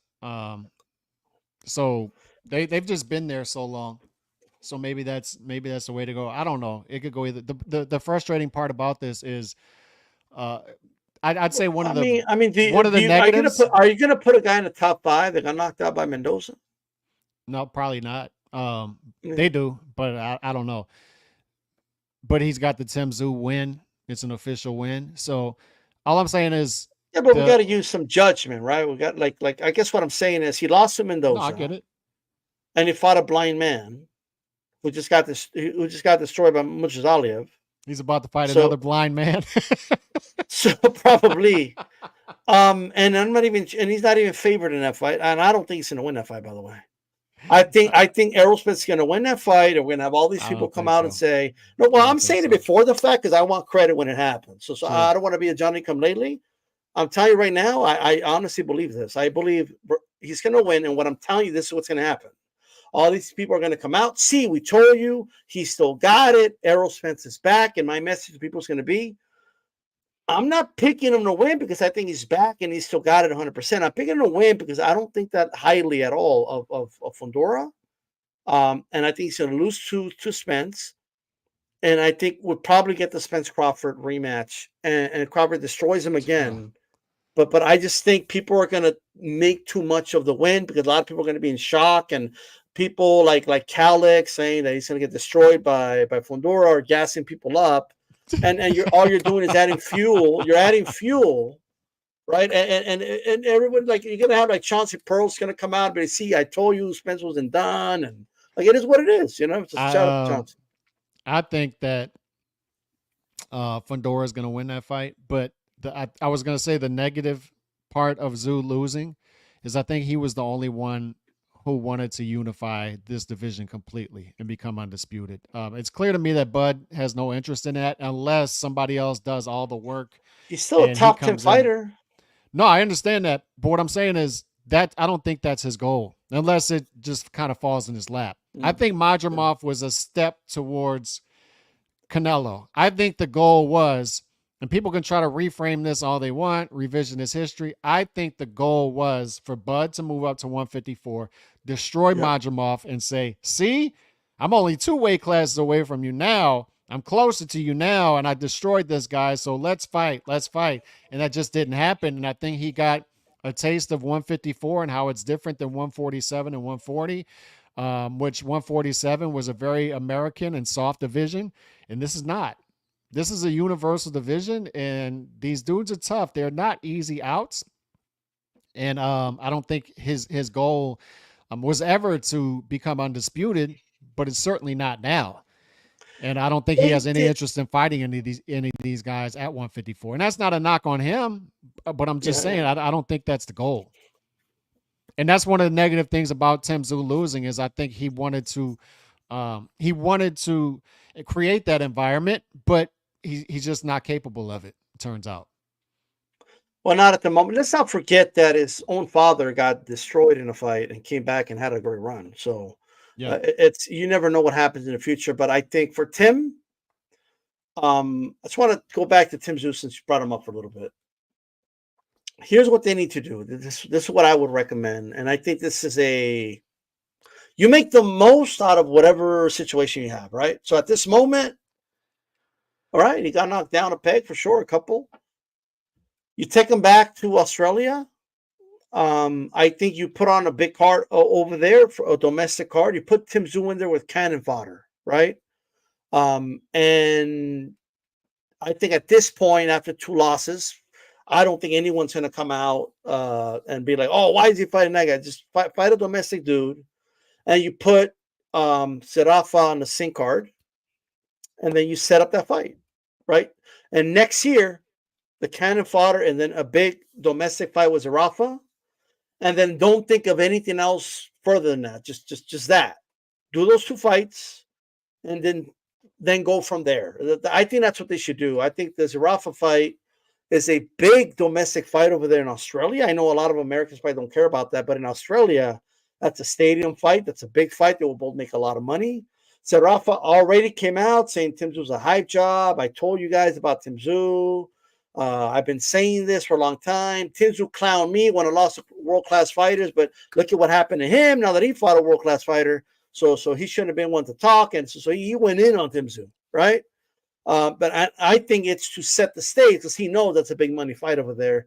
That fight would have made no sense if Tim would have won this fight. But now that he lost it, especially the manner in which he lost, it's a fight that makes all the sense in the world. I think that should be the next fight to do. And don't think about anything ahead of that. Just do that fight and then go from there. I think that's what they should do. What do you think? They can still do the Erickson Lubin fight too.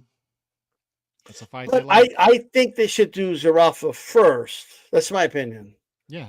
And then work towards the Erickson Lubin fight if it's available. Or they can do Lubin and then Zerafa. You don't think Lubin's a harder fight?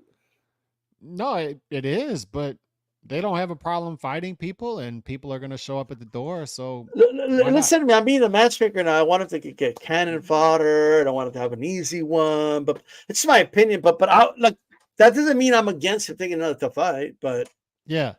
Yeah. And I would advise, if you're going to fight a title fight, something like that, to obviously the relationship between the Saudis soured, and I think that has a lot to do with the Saudis wanting things their way, and that's it. It's their way or the highway. But whether that's the case or not, the money is there, and even more so than in America. So I think you try to rebuild that relationship. You try to have those meetings to rebuild that relationship. And if you're fighting the title fights, go get the money over there, because I just don't think the operation to build an American base, if you're a foreign fighter, is worth the overhead and effort. I just don't think I agree. I don't think that's worth it anymore. I think that's an outdated model. I don't think it's worth that's how it's looking like at the moment for sure. If you're Golovkin today, why not just fight in Saudi a couple times and maybe come here once a year? I don't see the value in it anymore. Yeah, it's going to be interesting how that plays out. I want to talk about throwback fighter, because I saw a lot of people saying, like, I think people don't understand what that is what we mean when we say a throwback. They have no fighter. D-style. They have no frame of reference when it comes to throwback So fighter. he's not a throwback fighter. He just lost back-to-back fights. That's not what it means to be a throwback fighter. Yeah. Right? Like, that's not what it means, right? But Calix, we have fans now saying that being a throwback fighter, like, they're not saying that specifically, but basically the way they look at things is it's dumb to do that. You shouldn't do that. You should give us mismatches and look great in mismatches, and then we will like, basically, if Tim Tszyu was being run the way like other fighters we know get run, then take on like super easy matches where you're a 21 favorite, look like a beast, and then don't worry about the Murtazalievs and all that. We will win those fights for you in fantasy matches on Twitter, right? Oh, why do you want to see that? I mean, Tim Tszyu will beat him anyway, right? Yeah. And then you never have to fight him, right? That's what they say is smart, and the way you should matchmake, and don't fight guys if nobody thinks he could beat you anyway, but it's dangerous. Don't do it. Fight to one favorite. No, that's too risky. You mean there's a 1 in 5 chance you could lose? No. That's too risky. That's stupid. Why would you do something so stupid, right? Mm-hmm. You should get in a fight, hunt a deer in a cage, and then we will praise you to the moon, right? And when they say, why is he hunting a deer in a cage? Why didn't you go fight that lion? We will tell people, right? We will tell you that we will say you won that fight, right? It's like we will say you could win that fight anyway. Don't worry about it. Okay, that's what I keep hearing. Tank fans keep telling me, why do you want to see it if you know what's going to happen? But we know what's going to happen in the Rhodes fight too, so it's not that. And I'll say this: Bob Arum, with his comment, the issue with what he's saying too is not that he's revealing what we've already known, right? But now he's comfortable saying it out loud. The other issue with it is his fighters are leaving him once he gets to a certain point, right? Shakur's gone. Tiafimo's trying to leave him. I mean, I wouldn't be surprised with the lawsuit coming up pretty soon with him, how he's talking. And Jared Anderson is going to leave him, I'm sure. And you're doing this clever matchmaking all to build these fighters up for them to leave you. That's what I don't understand is let's get to the truth quicker, and let's try to get to stardom quicker instead of building these guys up through this process, all for them to behave like this and then just leave. The whole thing's broken. Yeah. What a throwback fighter is to me is a guy that is trying to fight the best possible fights, and he's trying to and stay active. He's looking for the best possible opponent and then move forward from there. That's a throwback fighter, right? It's not perfect, and you can nitpick or whatever. But what I'm saying is this: a lot of fans today they don't understand the concept of that. Okay, that's just the reality of it. You know what's interesting? Yeah. Remember when we entered? We remember when we I don't remember when this was. If it was last year, earlier, I think it's Mhm. earlier this year, when we interviewed Oscar Valdez on your channel, Yes. and he said that he believes that we're starting to get out of that era that Mm. you can lose a fight and Roberto Diaz people will told us the welcome same it, thing. and it's not like that. That's not happening. I think they want it to be that way, and unfortunately, it's not here in America. Other places, yes.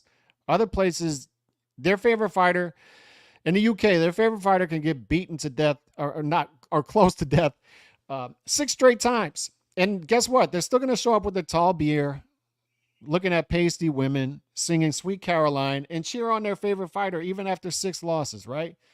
We're not built that way here anymore. And I'm afraid that the Mayweather era that we were trying to purge out, that we were hoping Canelo can purge that out, but Canelo unfortunately is one of one.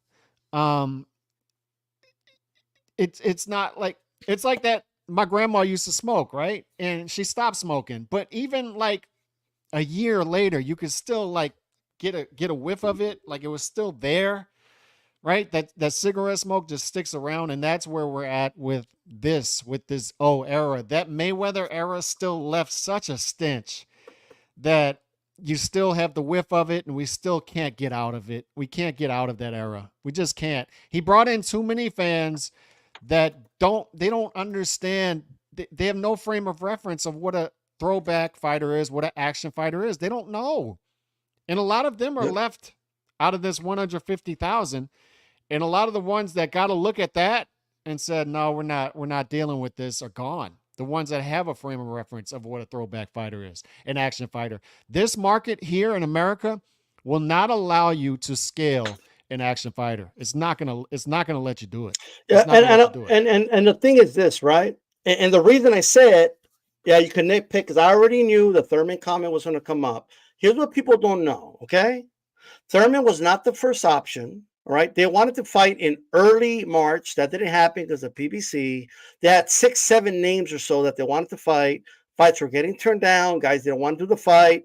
Thurman was the last option they offered him, so that's why he took the fight. Okay, he wasn't out there trying to just give me the easiest fight. He is, in my opinion, a throwback fighter because he's trying to fight the best possible fights. He was attempting to do undisputed. Right, that's he was trying to unify. It's what he was trying to do. Anyone who says otherwise, I just disagree with you, and just trying to be a contrarian, Mr. Chicano Prophet. All right, like, Remember, dude, come on, Carlos. Like, remember I get how you feel about the guy. It's cool, bro. Right? But at the end of the day, he wasn't here nitpicking. Oh, I'm gonna cherry pick Tim Keith Thurman. That I know nobody liked that fight. I told Glenn Jennings to his face that that's not a pay-per-view fight, and we didn't like that fight. It's not the fight that they wanted to do. But the thing is this: oh, I don't think he's a throwback fighter. Why? Why? Just because he was going to do a Keith Thurman fight? Like what is? You need to understand that like what happened going into that fight, right? And why it was going to happen in the first place. But you know what happened? Keith Thurman got injured. They offered him Fundora, and he said yes immediately. And now people are saying, "Oh, that was a stupid fight." Well, why would he do that last minute? Completely different style, yada yada yada. But he took the fight immediately. That's what a throwback fighter does, right? That's a throwback mentality. A fighter that's not throwback would have said, "No, that's dumb. Why would I do that? Match make me. Put me in there with an easier opponent or cancel the whole event." That is the point, right? And then he went in there with the IBF champion in his very next fight, right? Like, I mean, I get what you're saying about the Thurman fight, but and I get, that's my opinion. Yeah, but I have my opinion too, and I'm letting you know like the facts of the situation is what I'm doing. So Right? what I would some of the traits I would look for in a throwback fighter is they're 3 times per year is good. So Junto and Naui this year would throwback fighter and trying to take care of their divisions, stuff like that. But trying to get a date and stay on it is one of them. So if you have, which we know the names that were on this list, right? We know they were trying hard and working hard, and why they were working with this outfit in particular. Unfortunately, Mhm. what I would say anyway, unfortunately, but none of those came to fruition. So they land on Keith Thurman, right? Unfortunately, pay-per-view fight, but nonetheless, they do it, and Keith Thurman pulls out, and within a week and a half, it's called stupid for him to take on a fight that's statistically, as far as the betting odds go, twice as difficult in Sebastian Fundora. And then they lose that fight, and he look.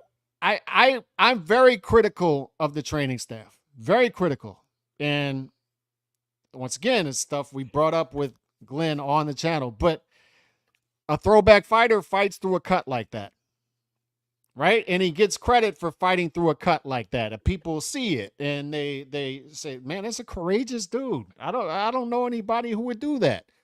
Throwback fighter. And then a throwback fighter would say, "After all that, I'm gonna fight Virgil Ortiz. And I'm gonna be the underdog and I'm gonna fight him." And unfortunately, the doctor doesn't let him go ahead with that. So a throwback fighter would react to that and say, "Okay, as quick as possible, get me a title fight." Okay, Eastern European guy, do it in Caribe Royale. Okay, I'm just going to stay on the date. Give me the date. People are getting dollar tickets. I don't care. Give me the date. That's what throwback fighters do. But that's what I'm saying is the people in the American market are not going to, they're not going to, they're not going to recognize that, and you're not going to get the benefits of it. You're going to be called stupid, or you're going to be called a hype job. Like it's not. It's that they're conditioned to. And if you don't win, they're gonna rub it in. Or you were never any good. You were a hype job. You're not a throwback fighter. What are we doing? No. The mentality of the fighters what makes him a throwback fighter, not how good he is, not the results. And that's what I'm saying. It's the mentality. Just stay over there, bro. Like people are happy over there. Stay over there. Just stay over there. I'm telling these foreign fighters, just stay over there. Well, it's like this. Arturo Gatti was a throwback fighter. Does that mean Arturo Gatti won all his fights? No. Does that mean Arturo Gatti beat Floyd when he stepped up? No. Did he beat De La Hoya? No. But he was a throwback fighter. He had a throwback mentality. And that's why people loved Arturo Gatti. Right? Being a throwback fighter has nothing to do with it's about your mentality. Right? I don't know any fighters that take Fundora on a week and a half notice. Like who? I don't understand. And after that cut, who's fighting Virgil Ortiz right after that? Like I'm opening myself up to this being called a nut hugger again, but I don't know fighters out here in America that are doing that. So you said something to me. We were talking on the phone about like imagine Pacquiao upsets Barrero. What are they saying at that point? If we're in today's day and age, if we're on Elon's X, if we're doing podcasts at that point, what are they saying? They're saying that's bad matchmaking. It's terrible matchmaking. And guess what? We don't have a Pacquiao at that point because nobody's going to go in with Pacquiao. Who's going to fight this Filipino guy? And they're all going to lie about, I knew Pacquiao was dangerous. I feel like I'm the only one that was saying that Murtazaliev was a tough fight and a dangerous fight. I didn't hear anybody else doing this, but they're gonna say, "Don't fight Pacquiao, don't fight Pacquiao," and there's no Pacquiao. I don't understand this. I'm getting frustrated with this, man. Like I just think people are misunderstanding foreign fighters do not come here. But Calix, I just think there's a misunderstanding about what we mean when we say he's a throwback fighter. I just think people are misunderstanding what we're saying. They're going to continue to misunderstand. They don't know. It's clearly misunderstand. It's clear. Like Lennox was best is agreeing. Yeah, look, he's a very throwback fighter. But I could explain to him Blue in the Moon, but people just want to be contrarians. It's whatever, right? And another thing, we never said he's the only throwback fighter in boxing. We never said that. If that's the implication you got, that's the implication you got, right? Like I've been on here for years saying Canelo is a throwback fighter. For years I've been saying it. He moves like a throwback fighter. A throwback fighter tells his matchmaker, "No, I want to fight Lara. No, I want to fight Austin Trout. No, I don't care what you say, Oscar. I don't care if you say I'm young or whatever. I want to fight." You know, Austin De La Hoya mocked Canelo and told him, Like, oh yeah, he thought he was all big and strong and young, and and he was dumb, and he wanted to fight Floyd. And no, he was thinking like a throwback fighter, right? Yep. And he wanted to make that fight. Yep. That's just the reality of the situation. Okay. Like the Tim Tszyu team was talking to Crawford's team since like December, trying to make a fight with him.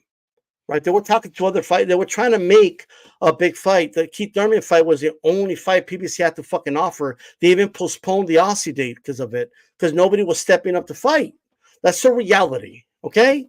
So if you don't like the facts of the situation, it isn't my problem. Mhm. Right? I'm just letting you know like how it went down. Right? Yep. But no, of course, Tim's not the only throwback dude. Bam's throwback to me. You got to go to the lower weight classes because it resembles a sport. So in America, you would say Bam. But people think it's talent. Bud fights like a throwback fighter. But when does he fight? Like he fights once per year. So name the guys. Like name them. You got to go to lower weight classes. Here's another thing, Calix. Here's another thing. And look, this is nothing personal, brother, to Chicano Prophet, but you're trying to argue that he's not. Like you're the one that said, "Oh, he's not throwback. Give me a break." He was trying to, like, he was supposed to fight Jermell Charlo right after the Gachet win, and then Jermell, and they made him wait 6 months for it. He waited for it, and then he got injured, so he went. And then what did he do? He just, well, let me fight the next best guy. It was Tony Harrison, right? And then he did the run in Australia, right, that year prior, right? Fought Mendoza, coming off the knockout win over Fundora, right? So like the pattern was pretty clear to me. And then he was doing that while waiting on Jermell, and then Jermell ended up doing the Canelo fight, which nobody blames him for. I get it was more money, right? But he was trying to fight the guy. He was trying to fight Jermell Charlo for the undisputed title, and it didn't happen. It was not his fault that didn't happen. He's been trying to fight the best. Objectively speaking, that's what he's been trying to do, right? But that's not what we get with other fighters. There's plenty of fighters in boxing that are not doing that. There's other fighters in boxing you could argue are more talented than Tim Tszyu, right? But they're not acting like throwback fighters, right? Like I don't like the way Tank Davis moves at all, quite frankly. Mhm. Tank Davis is one of the most talented fighters in boxing, but he ain't throwback to me. No. Right? No. Alex is his throwback. I don't. No, I don't. I like how he fights when he fights, but I don't like who he fights. He's twice per year fighter. That's not throwback. I don't know. And I think like maybe I criticize other fighters sometimes, and then people know I'm a Tim Tszyu fan, so like, oh, this is where I'm going to get him with this. Like, it's whatever, bro. I try to stay as consistent as I can. Okay. And I will just say things to say them. So what I'm telling you guys right now is that in this country, right, this boxing game is in a shitter right now, right? It's in a shitter right. I'm just gonna tell you right now. Like I get you guys are pointing out, oh, what do you mean? We got all these great trainers and all these fighters. Boxing didn't sound like it used to, man. Like I'm seeing half-empty arenas in Los Angeles and California. Right, Virgil, you mentioned Virgil, right? And this is where I was going to go earlier. I mean, they did do a Virgil card with Realties in college. The Mandalay Bay was half empty. The Mandalay Bay was half empty for the Bohachuk fight. That was Golden Boy. Yeah. Yeah. True. And William Zepeda. William Zepeda should be theoretically given the style, right?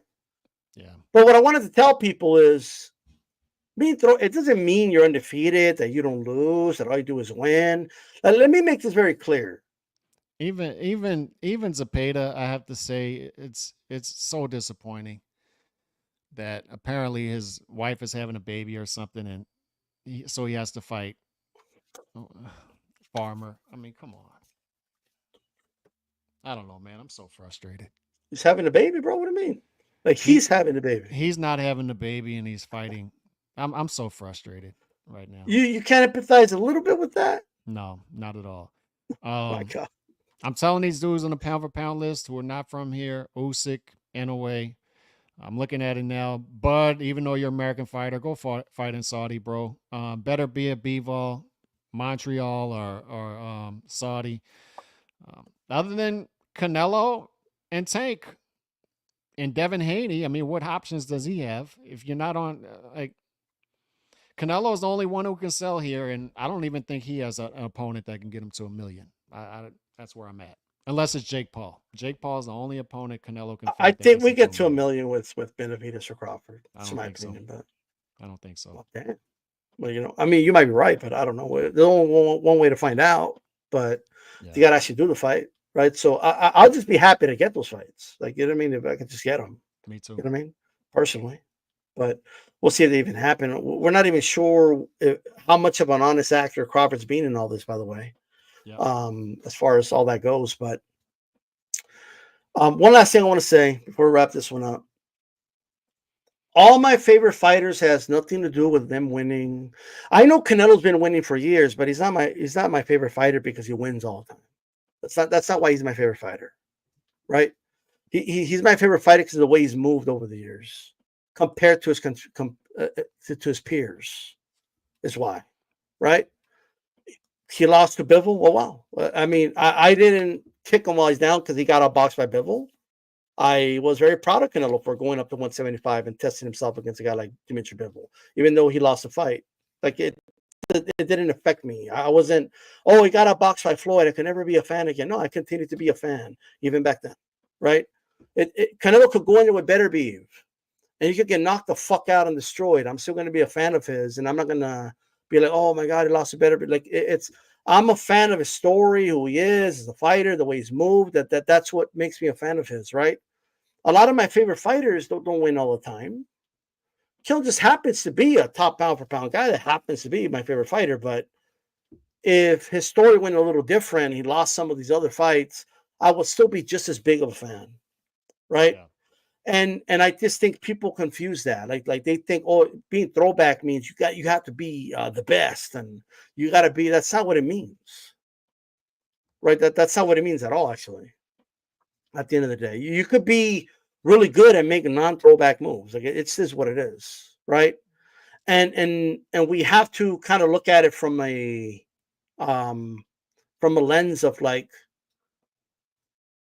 as a boxing fan, I just want to see the best fights, man. That's it. Regardless of what the result is, like regardless of what happens, I just want to see the best fights. That's it. That's all I want. Is that too much to ask? Nope. Any final thoughts, Calvin? American market is not looking good right now, and my fear is ESPN's going away at some point next year, and even if the contract is picked up, it's going to be so minuscule that it's not even going to really matter, and the zone's going to keep pushing up the price, and we're going to get more pay-per-views. And my other fear is, and I think once again Saturday proved it, that the action fighter is not scalable in America anymore. I think the only place we'll get true action fighters in America may be lower weight class fighters coming from Mexico, and then fighting here initially, and then at a certain point, if they're intelligently managed, they'll be told to go to Japan where the money is.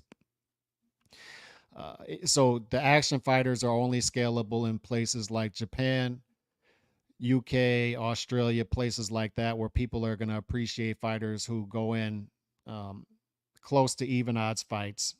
And we consider those anywhere from like 4-1 to 8-1 and lower at this point, unfortunately. And then even if they lose, they'll still be rewarded from the fans for taking this type of fights and entertaining on a multi times per year scale. And then unfortunately, the fights that we would have gotten that are action fights are going to be going to Saudis that are in the middleweight classes. The middleweight classes, the Saudis are going to start picking off these top fighters from middleweight classes. I hate to break it to you. So a lot of these fights that would have happened in America are going to Saudi. Canelo can't carry boxing in America forever. and he's on his last leg. And once that happens, there's nobody warmed up in the bullpen, so these big pay-per-view extravaganzas are going to go away here. That's what we're looking at right now. Hate to be the bearer of bad news, but that's what we're looking at. I don't know if he has to. I don't know. He is getting older, so I don't know if that's going to help. He can't fight forever. He's been fighting 20 years. I mean, he can't fight forever. Who the hell fights for 20? Just wait till he decides to retire. That's what I'm saying. And everyone's going to look around and be like, fuck, we don't got shit. Imagine that day if he retires 2-3 years from now, and we're looking at what we're looking at right now, unless something drastically changes here, which I don't see because everything's going to be moving east to Saudi. What are we looking at here? And it's going to be a shock to the system, and people don't realize that yet. It's going to be a shock to the system. It's going to be a shock to the system for sure. With that said, guys, we're going to wrap this one up. I know a lot of people have a lot of stuff to say. We appreciate you guys being on.